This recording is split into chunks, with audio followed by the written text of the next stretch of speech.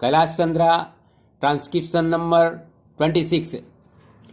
Mr. Vice Chairman, I would now like to make a few observations on the Ministry of Education.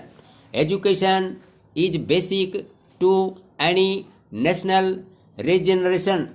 It is true that it does not bring any return as our other projects do, as for instance the steel projects or the irrigation projects do, but this is the investment that is designed to help building up of the human material. It is agreed that education has expanded after independence and during the plan periods, but it is a matter for concern that the content of education has not been equal to our expectations. Even today, we are engaged in experimenting with all types of education, from the basic stage up to the university level.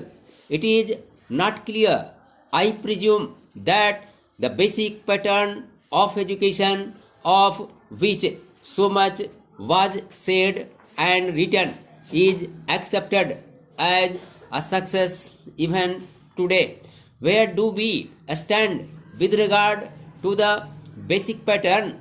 It seems to be the position that all arguments are in favor of that type of education, but all proof is against the success of such a type of education. Where does the government stand with regard to this type of education?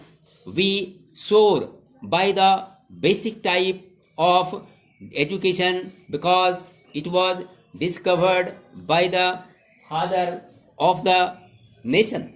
But if it has been a failure, which should not be government say that that is the position, then again take secondary education and also collegiate education.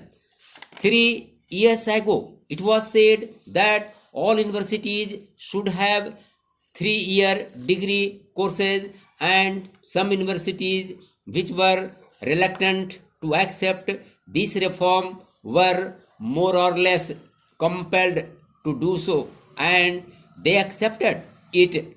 Now, certain universities find that this scheme is not working satisfactorily, and they feel that they should have a 2-year course in the college before students could enter the degree course. I mention these to show that this eternal tinkering with education should stop, and it should not go on like this.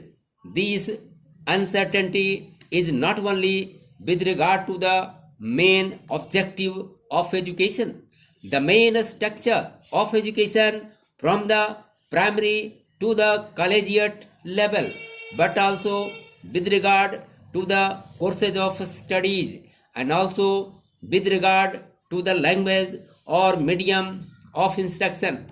Mr. Chairman, up to the secondary stage, it has been accepted that the medium of instruction should be the regional language. Next,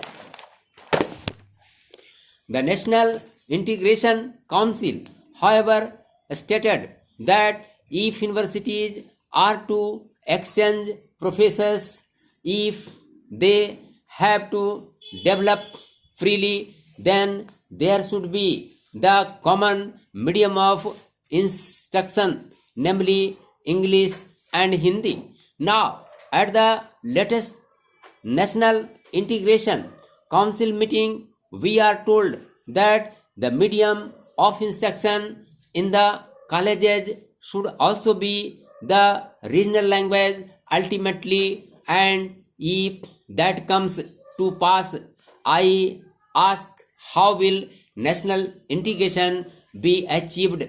It is permissible to envisage a stage if the scheme of the National Integration Council is implemented, where different universities will have different media of instruction, and the main that will be drawn from these universities will have to man the judiciary of the land and the all India services, but they will not be able to serve in a state other than the one in which they were educated.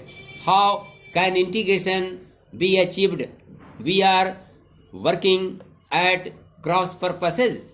Next, it is time that a high power body was appointed to hamper out a national scheme of education having integration as the basic aim and to implement it systematically. The present methods of meddling at every stage of education, the present climate in which we are not clear about the medium of instruction at different stages, is causing concern to the parents, to the pupils, and weakening the country in the process.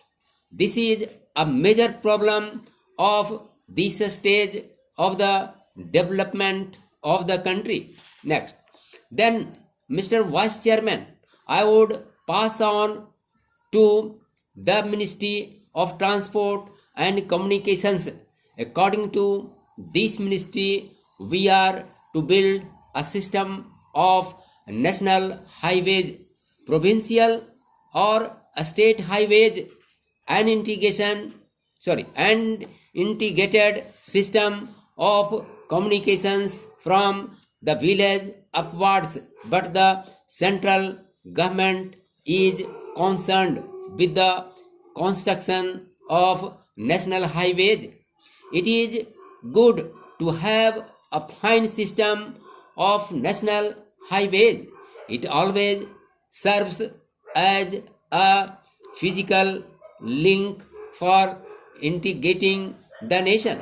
It is good, but this planning of construction of national highways without regard to the development of railways and the development of industries in the regions in which the highways are proposed to be constructed will be something beyond our means at the present moment. Assuming this, assuming that we have a network of national highways, are they to be put to immediate use? Are they good investments? Unless we have industries, small, big, or medium, coming along the highways, unless they assure you a fair return for the investment, it is not desirable to have a system of highways for the sake of mere transport of passengers.